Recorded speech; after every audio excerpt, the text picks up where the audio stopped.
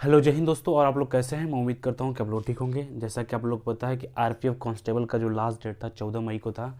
और 14 मई को शाम को क्या है, साइट जो है काफ़ी प्रॉब्लम कर रही थी। तो सब बहुत लोग का डाउट था कि क्या करेक्शन डेट जो हो रहा है उसमें क्या क्या चीज़ हम लोग करेक्शन कर सकते हैं। तो इस वीडियो में डिस्कस करेंगे करेक्शन में हम लोग क्या क्या चीज़ करेक्शन कर सकते हैं और कितनी आपकी चार्ज लगेगी।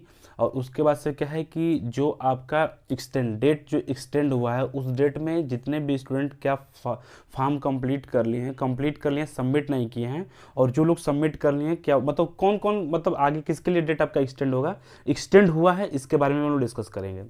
तो सिंपल सी बात यह है आपका कि आरपीएफ कांस्टेबल और एसआई में कांस्टेबल का जो पोस्ट था 4208 पोस्ट पर आपकी वैकेंसी थी कांस्टेबल की। कांस्टेबल की पोस्ट पे कितने, कांस्टेबल का जो पोस्ट था आपका, मैं फिर से रिपीट करता हूँ, कांस्टेबल का जो पोस्ट था वो 4208 पोस्ट पे आपकी वैकेंसी थी कांस्टेबल के लिए। और एसआई के लिए कितना था, 452 पोस्ट पे आपका एसआई की वैकेंसी थी। ठीक है, 452 पोस्ट पे एसआई की वैकेंसी थी। इसका फॉर्म भरने का लास्ट डेट था 14 मई 2024 को, यानी कि 14 मई 2024 को फॉर्म का लास्ट डेट था। और 6 बजे के बाद से क्या है, आपका पेमेंट नहीं हो रहा था, फॉर्म भरा जा रहा था। ठीक है ना, फॉर्म भरा जाता पर पेमेंट नहीं होता। तो जितने भी स्टूडेंट फॉर्म कंप्लीट कर चुके हैं उनके लिए एक्सटेंड किया गया है। वो कौन सा डेट है उसको भी हम आगे आपको बताएंगे इस वीडियो में।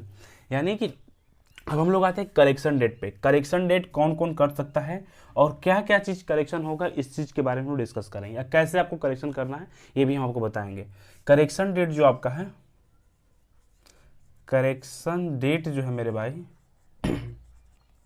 वो आपका 15 मई से स्टार्ट हो चुका है। 15 मई 2024 से आपका करेक्शन हो जाएगा 24 मई 2024, 24 मई 2024 तक आपका करेक्शन होगा।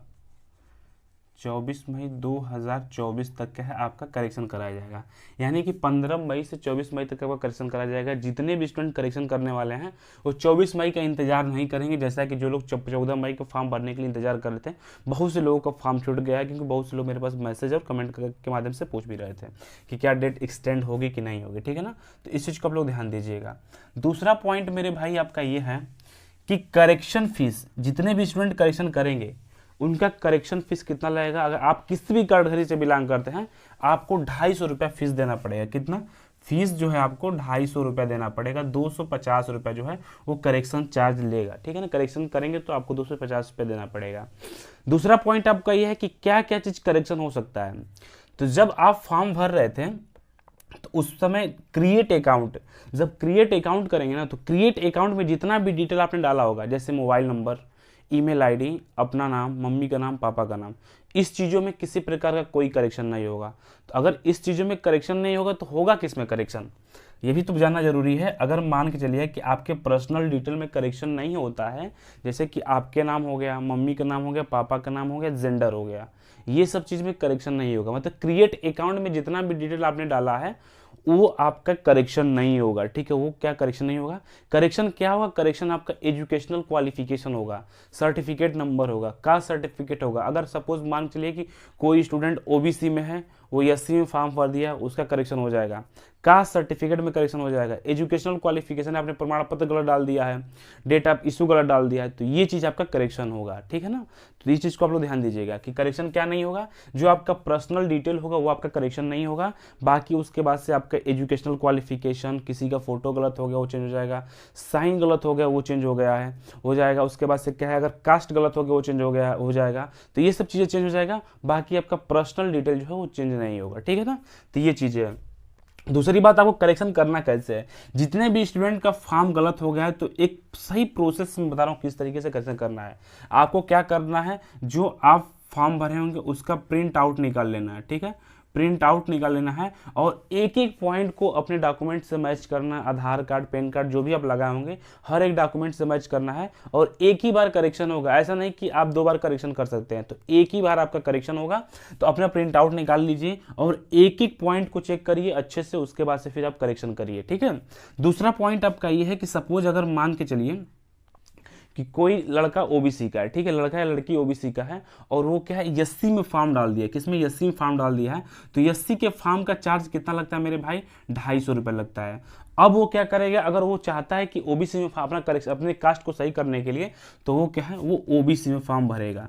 जब वो ओबीसी में फॉर्म भरेगा तो ओबीसी के फॉर्म का चार्ज कितना लगता है, 500 रुपये लगता है। इनके बीच का डिफरेंस कितना है, इनके बीच का डिफरेंस 250 रुपया है। तो उससे क्या है, 250 रुपया ये भी लिया जाएगा और 250 रुपये आपका करेक्शन चार्ज भी लिया जाएगा, यानी कि वो क्या है, टोटल अपना 500 रुपये चार्ज देगा, ठीक है ना, टोटल 500 रुपये चार्ज देगा, ठीक है। तो ये तो आपका करेक्शन का प्रोसेस हो गया। उसके बाद से क्या है, एक पॉइंट मैं आपको और बता देना चाहता हूं कि अगर सपोज, जैसा कि हमने बहुत से लोग ऐसे हैं, बहुत से लोग कमेंट करके पूछ भी रहे थे कि सर हमने स्टेट का सर्टिफिकेट लगा दिया है, इस फॉर्म में अगर कोई सबसे ज़्यादा इंपॉर्टेंट डॉक्यूमेंट है तो वो आपका कास्ट सर्टिफिकेट है। कास्ट सर्टिफिकेट है,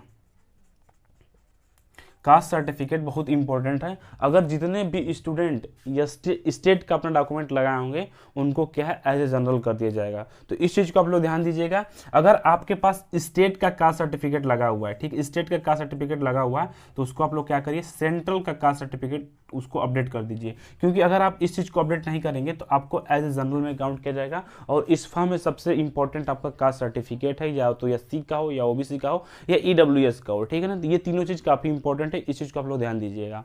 अब हम लास्ट पॉइंट पर डिस्कस करना चाहते हैं कि 14 मई को बहुत से लोग फॉर्म कंप्लीट कर चुके थे, ठीक है ना, 14 मई को बहुत से लोग फॉर्म कंप्लीट कर चुके थे।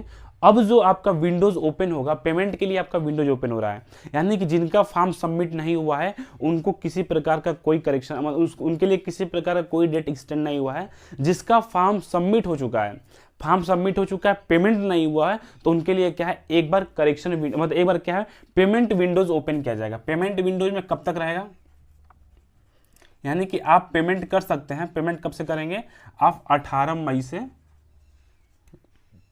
20 मई तक क्या है, आप पेमेंट कर सकते हैं। ये 2 दिन क्या है, आपका पेमेंट का डेट एक्सटेंड किया गया है, ठीक है ना, 2 दिन जो है आपका पेमेंट का डेट जो है एक्सटेंड किया गया है। 18 मई से 20 मई तक जो है आपका पेमेंट का डेट एक्सटेंड किया गया है। तो इस चीज़ को आप लोग ध्यान दीजिएगा, हर एक पॉइंट को अच्छे से चेक करिएगा, क्योंकि एक बार करेक्शन होगा, करेक्शन चार्ज आपका 250 रुपये देना है, सबको देना है 250 रुपये, जिसका गलत होगा उसको देना है। करेक्शन में क्या है कि पर्सनल डिटेल, अपना नाम, मम्मी का नाम, पापा का नाम, मोबाइल नंबर, ईमेल आईडी और जेंडर, ये सब चीज़ छोड़ के बाकी आप हर एक चीज़ करेक्शन कर सकते हैं। एजुकेशनल क्वालिफिकेशन में चेंज कर सकते हैं, कास्ट में चेंज कर सकते हैं, कास्ट सर्टिफिकेट को चेंज कर सकते हैं, और उसके बाद से क्या है कि अगर आपका कोई इशू डेट है उसको भी आप चेंज कर सकते हैं। जितने भी स्टूडेंट 14 मई को फॉर्म सबमिट कर चुके हैं, उनका पेमेंट नहीं हुआ है या पेमेंट फंस गया है, तो वो पेमेंट दोबारा कर सकते हैं। 18 मई से 20 मई के बीच में आप पेमेंट कर सकते हैं। अगर आपको पेमेंट करते टाइम या कोई उसके बाद से फॉर्म को करेक्शन करते टाइम किसी प्रकार की कोई प्रॉब्लम आती है, तो मेरे यूट्यूब के डिस्क्रिप्शन में टेलीग्राम चैनल है, व्हाट्सअप नंबर है, आप हमसे वहाँ से कॉन्टैक्ट कर सकते हैं। मिलते हैं आप लोग को नेक्स्ट अपडेट में। धन्यवाद, जय हिंद। अगर आपको ये वीडियो पसंद है तो अपने ग्रुप में शेयर करिएगा। धन्यवाद, जय हिंद।